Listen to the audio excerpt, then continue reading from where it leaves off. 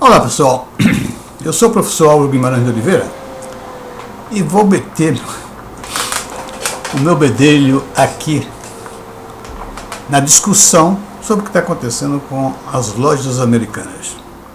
Eu fiz um vídeo ontem ou anteontem e que eu desconfiava, não tinha informação nenhuma, mas que poderia haver ali um problema muito sério de luta pelo poder.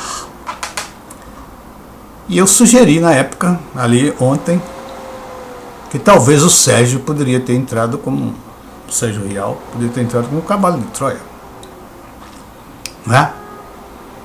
Então hoje eu estou fazendo isso. O Sérgio Rial foi um cavalo de Troia nas Americanas. Eu quero só colocar isso para a gente ver como essa coisa pode se desenvolver. Eu não estou afirmando nada, não tenho questão, não tenho nenhuma informação adicional à que eu coloquei aí. Não tenho nenhuma informação. Não conheço o Sérgio Rial, só vim conhecê-lo agora nessa crise, de nome, e numa entrevista que ele deu. Então, eu não tenho nada contra o Sérgio, nem a favor, nem contra. E muito pelo contrário. Só que eu estou colocando aqui é o seguinte: não dá para entender a abrupta passagem do Sérgio apenas 9 dias nas Americanas. Por que eu digo isso? É o seguinte, o Sérgio era, eu acho, diretor financeiro do Grupo Santander. Talvez seja um dos bancos que mais financiaram as Americanas.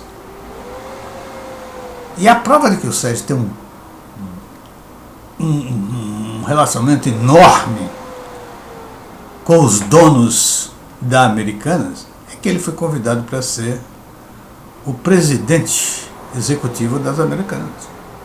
Então é óbvio que Sérgio, como um diretor financeiro de bancos, tem informação, todas aquelas empresas que ele financia, principalmente aquelas que merecem financiamentos maiores, como é o caso da Americana, para ele tem toda a informação necessária que ele quiser sobre a empresa.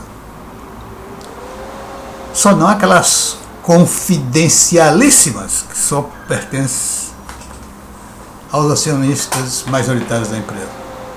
Mas um diretor financeiro de um banco que financia, ele tem todas as informações, porque ele só dá dinheiro se tiver todas as informações que ele precisa para conhecer e avaliar a empresa, avaliar o risco da empresa. Não tem outra maneira. Então eu imagino que o Sérgio tem até os relatórios de auditorias das Americanas. Os relatórios de auditorias, nesse caso, deveriam colocar ressalvas. Um relatório de auditoria com ressalva dizendo que os americanos estavam colocando financiamentos bancários na conta de fornecedores. Ou seja, ele tomava dinheiro dos bancos, pagavam os fornecedores e deixavam os fornecedores na lista lá de devedores. E o banco não aparecia. O que é que tem isso? Do ponto de vista de dívida não tem nada. Ele está mudando de uma linha para outra. O total de dívida permanece o mesmo. Se ele devia 40, ele deve 40. Não tem problema nenhum. O patrimônio líquido também não tem problema nenhum. Porque a equação do patrimônio líquido é bem mais direito menos obrigações. E as obrigações é de 40, então já está lá no patrimônio líquido. O que mais pode acontecer? Porque o Sérgio, na entrevista, disse que o problema foi essas inconsistências contábeis eram essas. E ele mesmo diz na entrevista, muito devagar, muito timidamente, que a dívida está no balanço, não está fora do balanço. Portanto, não há rombo sobre esse aspecto. Qual o problema que eu vejo? É que o Sérgio, para entrar nessa empresa, ele teria e teve, e eu acho que teve todas as informações possíveis a respeito da empresa. Que ele, um experimentado diretor bancário, não entraria, não ia mudar a sua carreira para uma empresa sem saber exatamente o que está acontecendo naquela empresa e a capacidade que ele tem para resolver os problemas dela. Ele não ia fazer isso, não iria. Eu estou falando de uma pessoa de bom senso, inteligente, capaz, como parece que ele é. Não é? Então, eu estranho muito essa passagem dele por 9 dias e dizer que encontrou essas inconsistências contábeis. E outra coisa, essas inconsistências contábeis, era um problema que seria muito bem resolvido e não precisaria estardalhaço todo, não é? Com os donos da empresa, que já sai por aí que os donos da empresa estão dispostos a colocar dinheiro dentro da empresa. Então eu não vejo grandes problemas em relação a isso. O problema da empresa, eu acho que para trás não tem problema nenhum, porque tudo já foi feito de acordo com o que está ali. Os contratos já foram assinados, as taxas de juros já foram colocadas, etc. Não tem nada a atrapalhar o passado. O que tem a atrapalhar é o futuro. O futuro é o seguinte: a dívida da empresa, ou a liquidez da empresa, que parecia tão mais ou menos folgada, porque ele deveria em grande parte a fornecedores, e fornecedores, a empresa tem uma flexibilidade muito grande de pagamento, porque assim, eu já trabalhei em varejo e sei, trabalhei em Marcovan. Olha, você está me apertando aqui para pagar e tal, mas eu não tenho como pagar agora. Tudo bem, se você me acochar aí, eu vou ter que fazer um esforço muito grande para te pagar, mas não compro mais de você. E aí o cara cede. O cara cede, faz uma certa flexibilização e se chega a um acordo comum de pagamento. É isso que acontece nesse mercado. Tá certo? E quando você tem banco é uma exigibilidade, por isso que o banco aparece na primeira linha do passivo da empresa. Porque o passivo é classificado pela exigibilidade. Quem for mais exigibilidade na frente, banco, lá na frente, bancos. Por quê? Porque o banco não tem flexibilidade nenhuma. Olha aqui, ó. O vencimento chegou. Se não chegou, vamos ver o contrato, vamos ver as garantias, vamos ver os juros de correção monetária, vamos ver o pagamento antecipado de todas as dívidas. E não tem flexibilidade. Não corre frouxo como corre com os fornecedores. É uma questão de negócio. Os fornecedores têm a perder se a americana deixa de comprar deles. Portanto, ele tem que ter uma certa flexibilidade e o banco não. Tá certo? Muito bem. Só esse problema aí. Então, o que eu quero dizer é isso. O Sérgio tinha todas as informações possíveis. Ele chegar lá em 7 dias, 9 dias e sair da empresa, como se ele não tivesse informação nenhuma, chegou lá, se deparou com um quadro horrível, foi muito... colocou a empresa na mão, nas garras dos leões, vocês na garra dos bancos. Os bancos vão chegar agora e vão financiar vocês como? Não, tem que ter uns juros muito mais altos, maiores garantias, etc. Tal. E o fornecedor também vai ser a mesma coisa. O fornecedor não pode ter a mesma inflexibilidade que os bancos, pela natureza do negócio, eles precisam vender, né? Então ele vai dizer o seguinte: olha só, vamos aumentar aí as garantias que eu tenho de vocês, vamos ver um prazo aí não tanto mais folgado como eu te dava, até a situação melhorar. É isso que vai acontecer. E isso faz o quê? Faz a liquidez da empresa ir pro chão.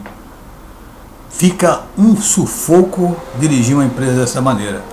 Mas eu acho que o estardalhaço maior, eu não sei também, foi o Sérgio que saiu com isso. Antes do Sérgio, não existia isso. E estava lá tudo lá no balanço. A dívida dela era enorme, não deixou de ser enorme.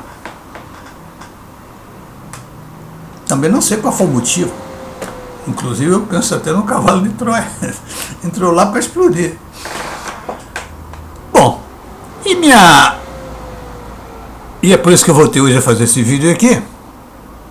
A minha ideia que eu lancei do cavalo de Troia, no vídeo de ontem, eu encontrei hoje no valor econômico seguinte.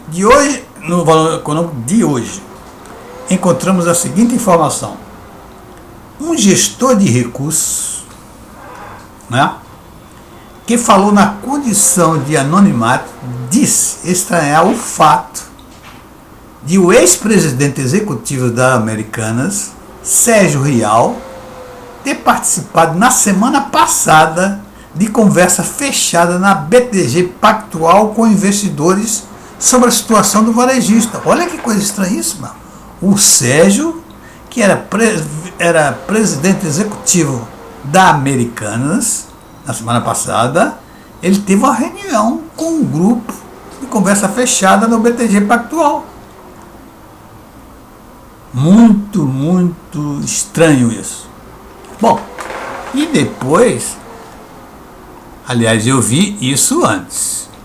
Isso aqui eu vi hoje, isso aqui eu vi antes. O ataque do Pactual, banco do ex-presidiário André Esteves, que luta muito para ser um dos homens mais ricos do Brasil, indica que está existindo uma briga de quadrilha pelo controle das Americanas.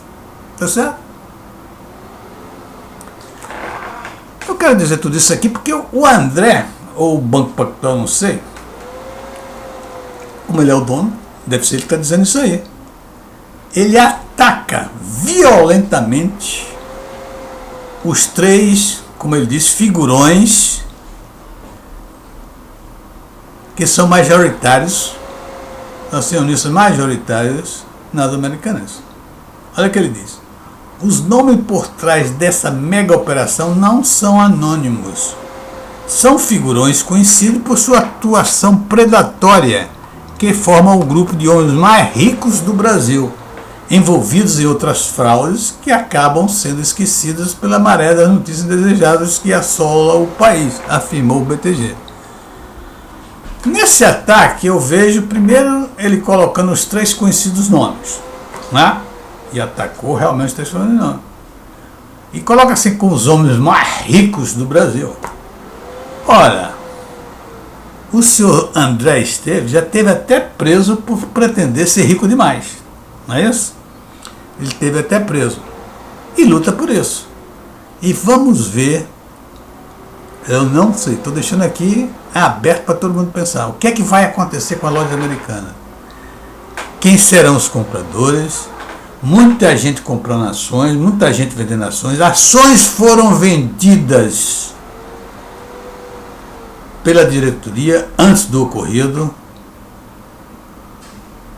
tá certo? E ações foram compradas também agora, quando ela estava lá embaixo. Então, muita coisa está por acontecer e mostrar quem são os verdadeiros interessados na dificuldade das Americanas. É preciso prestar atenção também nos passos que vão ser dados pelo Sérgio Rial no futuro próximo.